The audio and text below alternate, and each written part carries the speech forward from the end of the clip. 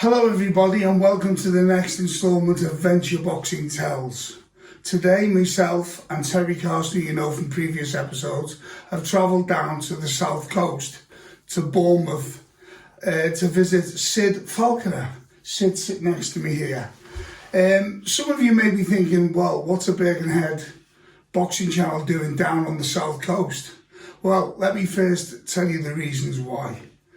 In 1969, Birkenhead's first ABA champion, Peter McCann, won his title and was supposed to be selected for the Olympic Games the following year in Montreal. However, due to boxing politics in the amateur game, Chris Finnegan got selected instead, who subsequently went on and won the gold medal, justifying the selector's decision. However, Peter was very, very disillusioned with this and decided to turn his hand to the professional game. Peter had won 7 fights on the bounce as a pro, all stoppages I'm led to believe, until he met this man next to me, Mr. Sid Falconer, who inflicted Peter's only defeat as a professional. So we travelled all the way down to be a guest of Sid's. We're going to ask him what got him into the sport of boxing, his recollections of the fight, and also what he's doing after the boxing. So, Sid, thanks for having us. That's brilliant. And absolutely brilliant. Thank you very much. Your father was a pro, so yes, obviously going to bring you. That's right. My dad into boxing, yes, isn't my it? dad's a Londoner, Cockney, same as me, and so all my life I've been revolving around boxing. My father used to train with Ted Broadrig's gym, and myself, he used to come on when he couldn't get to the gym. He used to train downstairs, and of course, me being a little toddler, I used to go downstairs. I used to punch the bag, bing, bing, bing. Fantastic. You know, and that was my boxing experience. Right, you said you didn't have any amateur contests, you just went straight professional. Well, no, what happened was, up in Bradford, we got mixed in with the wrong type. And so when I was 15, I joined the army. They had people in the army that were bullies. And some nights, when I was out, they picked. And I knocked them out.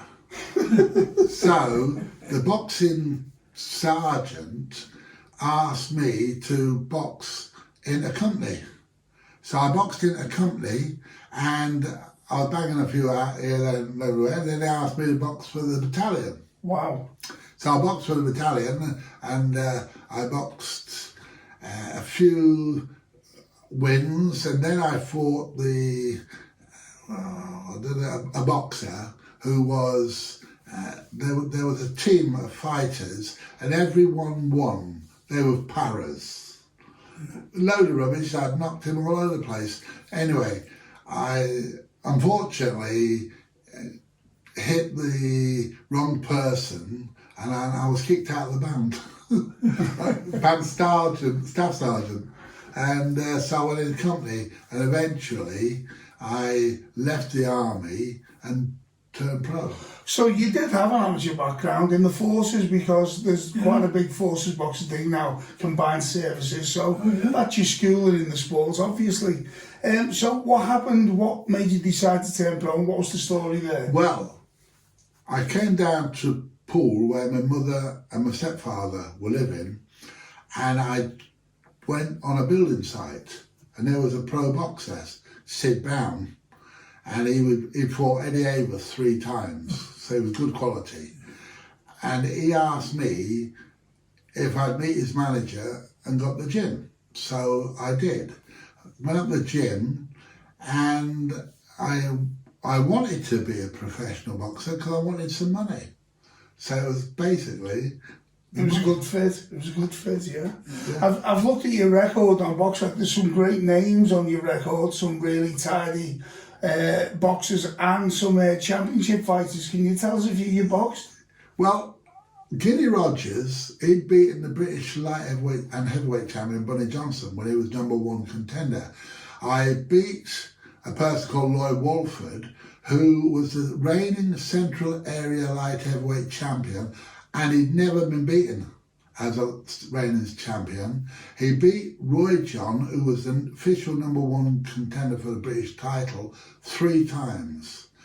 And then a year later, I beat the reigning Central Area Heavyweight Champion, who was Peter Freeman, who was in actual fact Bugner and Cooper's sparring partner. So I had good credentials. Wow. And that brings us on to Birkenhead's Peter McCann. He was hotly fancied and tipped to go to the top of the pro sport after winning the ABA title. He had won 7 on the bounce, stoppages I believe, and he was managed by Mickey Duff, is that right? No, Terry Lawless. Terry Lawless, Terry Lawless, yeah. Terry Lawless, top manager. Of course. Well, I know, of course, we know the outcome. What it is Terry made a big mistake. He didn't realise, because I'd lost to every fight in London. Outside London, I beat them. I lost every fight in London. So, of course, the big boys thought that it was going to be, although I was a class fighter, they thought it was going to be another win, a win for for Peter, and then Peter, the next fight was planned and penciled in for Chris Finnegan, which is the fight they wanted. And personally, if he hadn't have fought me, he'd have beat Finnegan. Undoubtedly, he was good. What was the venue for the fight with McCann? It was at the Royal Albert Hall, and unfortunately, it was my first win in London. Wow. So, outside London, I had 6 Londoners outside London who I'd lost to in London and beat them. So it would be considered an upset, that the results obviously strongly fancied, yeah. So talk us how it started, the middle, and how it finished. Can you give us your accounts of the actual fight, please? Well, what I'd like to say is this, that I am upset that I fought him, because he was a great person. I am upset that I fought him and I actually won. But if we go through that is life. That's life. Of course. That's life. But going through the fight, when the fight began,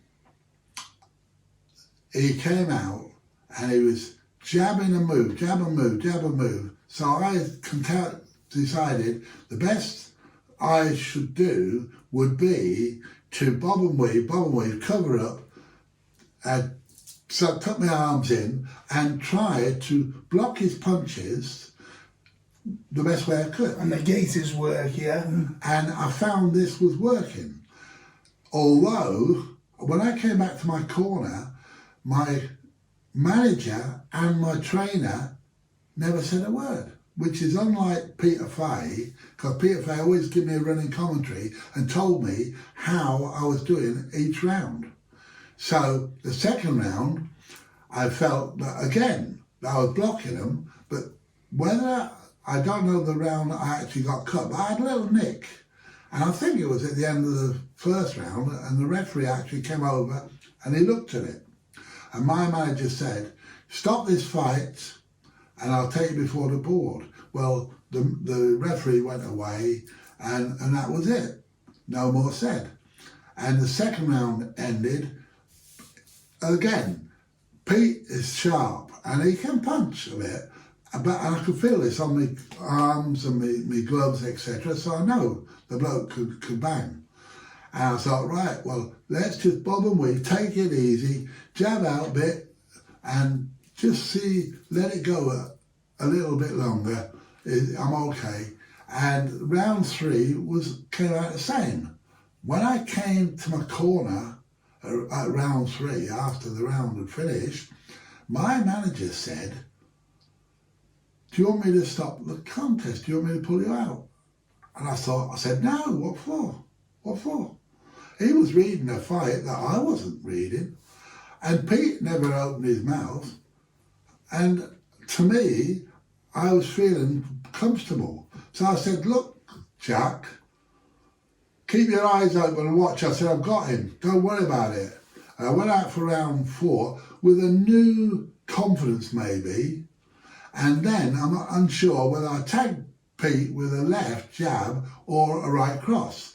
But I stepped in and a left hook come across, clipping his chin. And down went Pete. So this was a knockout for you against McCann in round 4 or 5, was it? Round 4. That was going on to round 4. Now, what it was Pete got up, which surprised me. I came out of the corner and unfortunately the referee was standing between us, so I couldn't get in, and then the bell went. And Pete went back to the corner. But I was confident the next round, I would catch Pete. But the referee came back from his corner and raised my hand. Then I realised that it was a stoppage. Yeah, he withdrew The shoulder had gone, Yeah, I pumped one into him, into his chest, and it pumped out his shoulder. Wow. So, probably one of your best, most famous victories, eh? Good punch. Well done, well done. It was.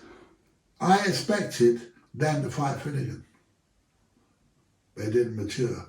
Once they saw the quality of me... And the victory over McCann probably scared them off. Didn't want you. Yeah. Well, he called me a nutter because my manager contacted Finnegan's manager. Finnegan was there, and what it was, it's back to catch a mackerel. If I beat Finnegan, Bob Foster would have to defend his world title against me, and I would go for $1 million. So I offered to fight Finnegan for nothing. And as I say, it was back to catch a mackerel. But not only that, if I lost to Finnegan, I've lost to the reigning Olympic champion, the British light heavyweight champion. So I couldn't lose. And I overheard Chris Finnegan say he's a natter. For want of a better expression. Yes. And that was it. Brilliant. So when you retired from boxing later on, where did your life take you then? So what are you doing these days? Well, it was lovely to when I got when I spoke to you on the phone, and of course Terry, brilliant. Because Terry, of course, he fought McCann. Of course he did. Yeah. We've covered that in the earlier episodes of Venture Boxing Tells. Yeah, which is brilliant. Yeah. So I'm pleased to be in such honoured company. Oh, right, yeah, of course. Thank you. Because I never dreamt this would come. But since boxing, of course, when I retired, I had a security firm, which was Bouncers. We had the biggest security company, Bouncers, in Great Britain. Wow. The wife and I. And at 44, we owned 2 nightclubs. We're not simultaneous. We owned one nightclub in 1984, and then we owned a nightclub called Valentino's in Old Christchurch Road. And then in 1992, I retired at 44. What was the name of the security firm? Falconer Security. Oh, wow. So after the man himself. A lot of people will remember that. Falconer Security. So that was it. So I retired at 44, but then we decided to do karaoke. We used to go around all from here to Weymouth and different places doing karaoke. Wow. And so I become the karaoke man. Well, Sid, it's a wonderful insight to your career, which is very many highs and lows, and what a roller coaster ride. I'd just like to thank you on behalf of myself and Terry and everyone in Birkenhead for your time. Not a bad bloke for being paralysed. No, of course, yeah. Paralysed as well. Totally paralysed. So I'm here. Thank you very much for your time. Much obliged. Thank you. I hope to come down It's a pleasure. to Liverpool. Birkenhead. Birkenhead. Hey, welcome I hope to anytime. come down there. And God bless his family. Thank you.